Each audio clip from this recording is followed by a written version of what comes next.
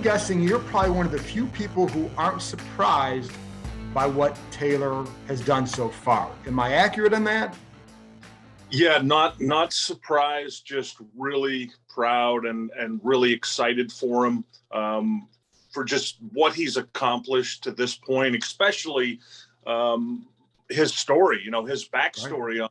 It's just been a series of setbacks throughout his time. I mean, I'm going back to 2015 when he first got the opportunity with the Vikings. So you're talking about really 7 years he's been chasing this dream. And for him to finally get to this point, I mean, you talked about a level of commitment and just we always had a phrase in our program, turning setbacks into comebacks. And that's what he's done. He's just continued to have setbacks, and finally he's turned it into a just phenomenal comeback.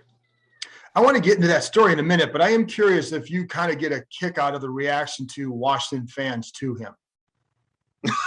Yeah, it's funny. What's really funny is that because they played Thursday night, so that entire Friday news cycle when it comes to the NFL was really about the comeback win and right. Taylor. I mean, it was just incredible to me. And my point is, if he had played Sunday at 1:00 and there's, 8 other games going on, yeah, it would have been kind of cool, but you'd also have 7 other games that you would have seen or heard of. And he basically just dominated that news cycle. So it's really interesting to see.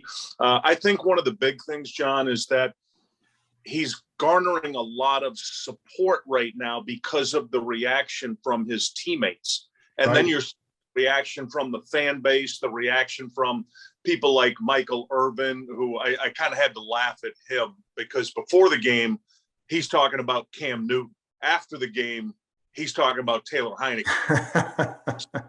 Why aren't they Cam Newton? This isn't going to work with Taylor Heinicke. Then after the game, it was if he never even said that before the game. All about Taylor Heinicke. He's the leader of this team. He's a good player. So you're getting that type of a reaction, John, where within 4 hours, people are changing their opinions of Taylor Heinicke. That seems to be a big part of his story, though, because as an undersized guy, and you look at him, and I think I remember even reading stuff from you guys back in the day. It's like he's not going. I think when you went to recruit him, they told you don't judge him by his size, in other words. But it seems like that's a part of the story that everybody's always going to. And listen, I think I'm guilty of my question is, can he last? The durability. But just from that standpoint, from your end, how long did it take you to be convinced that this kid could play? And what was it that convinced you? Yeah, the funny part of that story, which you mentioned, it was actually my quarterback coach, Ron Whitcomb, who made the initial contact with Taylor and with his high school head coach, Kevin Reach, who's a fantastic coach, even better person. But when we were on the plane flying from Norfolk to Atlanta, Ron Whitcomb said to me, Coach, he's not going to wow you physically. You're not going to look at him and say, wow, that's a one college quarterback. So I was prepped going into the home visit with Taylor and his dad, Brett, who was just an awesome person. I think a lot of people know Brett passed away when Taylor was a freshman at Old Dominion. So when I walked into the room, John, I was mentally prepared. Okay, he's not going to be of the stature that, that 6'3", 225-pound chiseled athletic rock. He was 6 feet. He was 175 pounds. And so we were prepped for that. But what jumped out, John, what overshadowed the size part was the incredible accuracy, the competitive nature, his dad's presentation. So I just got the vibe in that first home visit that he was going to be a leader. He was going to be well-spoken. He was going to be committed to doing whatever it would take to win football games. And that was the reason we pursued him as heavily as we did, even though he was only 170, 175 pounds. What was his dad's presentation? Well, first of all, the brats were outstanding. You've told me that before, and I'm a big brats guy. So yeah, a brat, and then he had the peppers and onions just done properly. Everything was just perfect. I think I ate 3 brats that day. I might have embarrassed myself in front of Brett. But, you know, he came across, John, as just a really wholesome person. And being a dad myself of 2 sons, I could tell the way he raised Taylor was to be a good person, to be competitive, to be the best at whatever he would do, but to also include other people in the process. And you see that in the way Taylor comes across. It's not about Taylor Heinicke. It's about the team. It's about collective greatness, the pursuit of collective greatness. That's the way he was, John, at Old Dominion. I mean, he basically put our program on his back and took us a whole different level from just a startup to a team that won 10 games in a bowl game. So he took us on this incredible journey, and he was always humble. He was always about leadership. He was always about the team and the accomplishments of the team. He never makes anything about himself. And when you watch his press conference Thursday night after the game, he gets asked the question, you know, is this your team now? Do you feel like you're the guy? And he answers it in a way that you can tell he wants to be QB1, but he also understands there's a lot more involved to this than just him. And that's the presentation that came across, John, from that first home visit with Ed, Brett, and with Taylor. And that's what you guys are seeing now in the way he leads. And you talk about the tough times from 2015. How often would you talk to him? And would he, you know, and again, like, I don't want to jump the gun here and say like, oh, now he's this unbelievable quarterback. We don't know where he's going to go. We just know what he's done so far here, and his 11 quarters here have been pretty good. That's what we go on. So I'm not putting him in Canton yet. I'm not putting him in the Pro Bowl. But to this point, he's been a really nice story in Washington, and where it goes, I don't know, but it's going to be fun to watch. But I am curious, from that 2015 point to when he signed here, how hard was it for him? And, you know, what kind of conversations would you have with him during that time? It was really hard. It was hard going back to when, you know, he had the off-field injury while he was in Minnesota. And then, you know, he eventually gets cut, and then he's, you know, it's the Cowboys, it's the Patriots, and, you know, then it's the Texans, and he goes in the Texans game and it looks like he's doing okay. And then it's, you know, the concussion protocol, and then he gets cut again. And, you know, it was just this constant up and down, ebb and flow of, you know, is this going to work? And I just kept reminding him that, you know, we talked about the setbacks, and, you know, that attitude of every setback is just a comeback waiting to happen. And you're going to write the greatest comeback story ever written, from a free agent quarterback to what you're going to do, and just tried to stay focused on the process of winning and being successful. And it was really hard on him. And we had a very serious conversation last spring about, okay, you know, maybe it's time. Let's at least get you enrolled in your classes. You've got 6 left. Let's get you in 4 this fall. You know, if something happens, you can go, you can react to it. But when we had that talk last spring, COVID had just hit really hard. So there wasn't even certainty about, was there going to be an NFL season? You know, NBA basketball had just shut down. So it was like, Taylor, maybe you get enrolled in your classes. Let's see what happens, not only with the NFL, but with COVID. You know, your online classes, so you can be back in Atlanta taking the classes. So the decision was made then. And then what really gave him hope was when Scott Turner contacted him last summer and said, hey, look, I don't want COVID. Stay in shape, be ready. We may call you. So that glimmer of hope, when I talked to him about the classes in the spring, that he was down, but he was focused. He was thinking, okay, maybe this time I get my degree and just start my life away from football. And then when Scott called, you know, he texted me after that and said, hey, here's what's going on.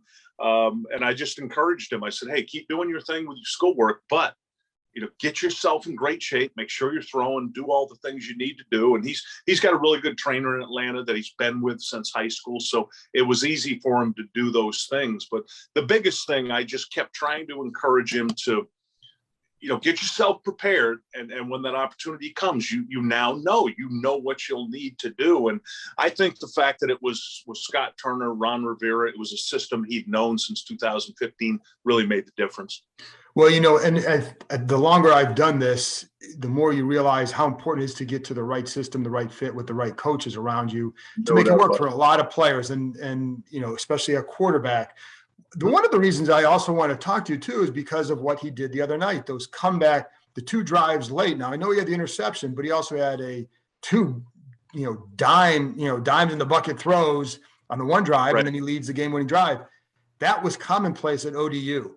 What is it about him, do you think, that helps him in those situations? Well, he does some. I've always tried to teach quarterbacks because I played quarterback. I've coached it my whole life. That when you get into those moments, the number one attribute you need to have is poise. You have to stay poised in those situations and just focus on the process of the situation and what's going on. And you can talk about that. All coaches talk about it, but you have to practice it. And we would practice that all the time at Old Dominion. I would take him, we'd be in the middle of practice and I'd blow my whistle and everybody'd come running from everywhere. And I'd call out sudden change, meaning there was a turnover and everybody's got to come off the bench. And now here's the situation. There's a minute left. You're on the minus 25-yard line. You got 2 timeouts. You need a field goal. Let's go. And then have the kids practice that. So Taylor would have to be on the field, hear me say the situation without, there was no clock to look at. There was no scoreboard. He just have to hear it and then take command of those 10 guys. The offense would be on one sideline, defense on the other, and play. So my point is we did that over and over and over again. He's been in those situations so many times, so he feels comfortable. The other thing I would always tell him is the defense is going to be in panic mode. So if you just keep your poise and composure, somebody on the other side of the ball is going to make a mistake at some point. And if you're poised, you'll see it, you'll react to it, and you'll be successful. So you notice this. I'm sure your listeners notice this, and I'm sure this is why you're asking me the question. He's just really poised. So he's comfortable. He's comfortable in those situations, and that's why he's always had success at Old Dominion. You saw it last year at the end of the Panthers game. You saw it in the Bay game where he brought the team back. So those are situations he's comfortable in. Now, he's not always going to be successful. It's not always going to be like it was the other night, but you're seeing the guys have faith in him now. It's not just McLaurin and the other offensive players. It's now the defensive guys talking about what he does late in games. Those guys are all up off the bench now, and they think they're going to win. And, you're right about that. And the Panthers game, too, was eye-opening for me because you have to have a lot of poise. You're in the college classroom, and 3 weeks later, you're out there, to be honest, looking better than the guy who started the game and looking like you know where to go and all that. That comes from poise. When he started doing that at ODU, was he like that right away, or was he kind of bumpy right early on and had to kind of ease into that, or was he comfortable right away? Yeah, it was amazing, John. It happened right away. 2011, we're playing our 4th game, and we're playing a nationally ranked team at home, and our starting quarterback got hurt, and he came right off the bench, and he was thrust right into one of those situations. Close game, needed him to make plays, and that's what you don't know until you see it. Right. In college. I'd seen it in high school, but then it happened. So he did it all the time like that in college, where he was just really poised. Now, it took our other players a little while to evaluate him in those situations and think, okay, we can win late in the game when we're behind with Taylor because of his presentation. And then obviously it takes a little time in the NFL. Now he's had 3 of them. I mean, right. He's had 3 of them right away in his first 4 games where it's come down to, though actually all 4 games, even the San Diego game. I mean, if Washington doesn't fumble on their own 3, and they win that game with him leading them back. So all 4 of his games have been like that. So I'm not surprised you're seeing the players react the way they are. It'll be curious to see how they react when he doesn't win in one of those games, or he throws an interception and they lose the game, or something like that happens. But so far, all they've seen is success from him late in football games. But it's funny because he did throw that interception, and you did think that maybe that cost him, and he got a second chance and recovered. So I think that always bodes well. The one big question, though, is the durability. Again, I bring up durability because I think even from their end, I think that is probably the single biggest. I know it's the single biggest question. From your end, is that a question that you have too? Because he is a small guy and he does play a more aggressive style at times. Although I say that, And I thought he did a great job staying in the pocket the other night. Yeah. It took him a while in college to get used to the speed of the game, the change from high school to Division I football. And, he got banged up a little bit his freshman year, his sophomore year. And then he figured it out when to run and how to protect himself. I tell people all the time, he averaged between 300 and 500 yards rushing in college and between 5 and 10 rushing touchdowns each year without us having a running play in the playbook for him. That was just him reacting. When do I take off? When do I go? We tried to teach him, like I try to teach all my quarterbacks, hash number sideline. When you're running, if you're in the middle of the field, get to the hash. If you can't get to the numbers of the sideline, get down. So you're basically trying to get to the sideline and get down. And it took him a while to learn that hash number sideline concept and how to protect himself. And it's going to take him a little bit to learn it in the NFL. And I thought the biggest change in this game was, I think he had 4 carries for 6 yards. He was trying to stay in the pocket. Even when he moved out of the pocket, he was to throw the ball. So he was trying to avoid those hits. And it's just going to take him a little bit of time to get used to that. See, in a quarterback's head, John, you're thinking, okay, I got 12, 14 possessions in this game. I'm going to need to score 4 or 5 times. I'm going to need to get to 28, 30 points to have a shot to win an NFL game. So he's trying to score on every possession right now. And it'll take him a little bit to understand I don't have to score on every possession. Right. I can pocket on 3rd down and I can throw it away out of bounds and I can allow for the punt team to come out and I can allow for the defense. He did that a couple times the other night. And that was a big step in his maturation to understand I can't take the hit at the NFL level and survive. I've got to be willing to throw the ball out of bounds. So he'll start to learn that 12 to 14 possession. He'll start to learn I only need to score on 4, 5, 6 of them for us to win, and he'll get better at that. And I think the touchdown pass to Ricky Seals-Jones is an example of that because it was his 3rd option on the play, but also he had a chance to run there too. And his decision was, I'm giving my guy a chance, and if it's incomplete, you play another down. But I think if in a less mature situation, if he's less mature in that area, I think maybe he runs. Yep, I think you're exactly right in that analogy. And he put the ball in a place where only the tight end could go up and get it. So it was either going to be a touchdown or it was going to be an incomplete pass play. But your observation's exactly right. That split-second decision he made to not run the football and not put himself in a position to get hit, it was a big step in his growth and understanding. I've got a 6'5" guy who can jump to the height of a basketball hoop to 10 feet. So I can make this throw at 9.5 feet. It's either him or nobody. And that was a huge step for him. He threw the same kind of ball last week against San Diego to Logan Thomas for the touch, using his guy's height again in a matchup against a safety that's, 6 feet tall when I've got a 6'5" guy. So making that throw instead of running the ball was a big step for him, and he's got to continue to grow on those kind of steps. I want to go back to his dad because I know, and I've talked to you in the past last year about his relationship with his dad and how tight they were. Can you explain to people just what you saw in that relationship? And I think it was, I think he died was like around 2012, 2013. Is that when it was?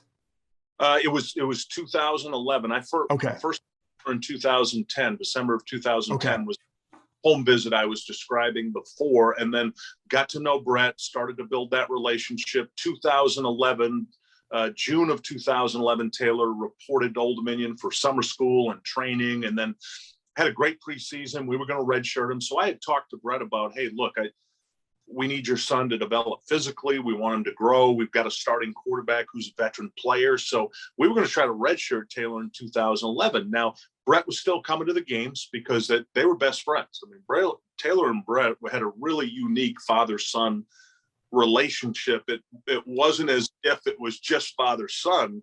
When they were together, and Brett would always come to our office when we'd have a home game. He'd come in and visit, say hello, and we'd always look forward to the Sundays where he'd bring in the extra from the tailgate and feed the staff which was awesome. But, you know, their relationship was almost like more of a friendship. And then when we got to that 5th game in 2011 and Taylor played, you know, Brett was behind us. He understood. Our starter had an ankle injury, and we weren't sure if it was going to be 2 weeks, 4 weeks, 6 weeks, 8 weeks, but we needed Taylor to play. And he went in and played. And that season, John, he had 26 touchdowns and only 1 interception. And the interception came on a Hail Mary pass. I mean, incredible as an 18-year-old freshman. And Brett was there for every game. The last time I saw Brett was in our 2nd round playoff game that we lost at Georgia Southern. You know, remember, they were in Atlanta, so they had a huge amount of friends. You know, the coach, Kevin Reach, his high school coach, was there. So there was probably 50 people there for him that game. And that's the last time I saw Brett. He passed away about a week later at home of a massive heart attack. Taylor was actually, had spoke with him that night. It was on his way home the next day. Taylor was going back home for the Christmas holiday. And then that's when Brett passed, was that at the end of Taylor's freshman season. So I always think in a positive light that he got to see Taylor play that year. He got to be there for all his games. Brett flew in for every game, didn't matter where we were playing, and then was at that playoff game with all their extended family and friends and Taylor's mom and sister. And, you know, so it was just really good that Brett was there. And that's the last time I spoke with Brett, was at that Georgia Southern playoff game. How often do you think that Taylor still, you know, especially with the success he's having now, do you, when you talk to him, does he bring his dad up still with that? Like, I've got to imagine, like, if it's me, I'm thinking of him all the time. And I would imagine that's how it would be for Taylor too. Oh yeah. I've still got, where is it? I've got this bracelet right here. Brett Russell Heinicke bracelet, ODU football. We had these made, and you know, I still keep that with me. Taylor's still got his. I don't know if he wears it during the game, but you know, we had those bracelets made, and you know, we still talk about his dad. His dad's still a heavy influence on him. Taylor thinks about him a lot, and you know, I remind him how proud his dad would be of him for really just his incredible stick-to-itiveness. You know, the fact that he has just hung in there. I mean, how many people in life over a 7-year period get setback after setback after setback? And I'm not just talking about getting cut from teams. I'm talking about injuries. I'm talking about getting hurt and just hang in there. And then, you know, he goes to the XFL and he's not even a starter. He's a backup and hangs in there and just, he believes in himself. He's passionate about this. And, you know, I'm not talking to you right now, your listeners, like he's a star quarterback. He's not. He's a solid football player right now in the NFL who's trying so hard to take this situation and run with it. Our conversation before this season was, Coach, I'm just incredibly locked in on this. I'm going to do everything I can to make this work. I know this is probably my last opportunity, so I've got to make it work. And he went and physically just built his body up. He looks the best I've ever seen him look.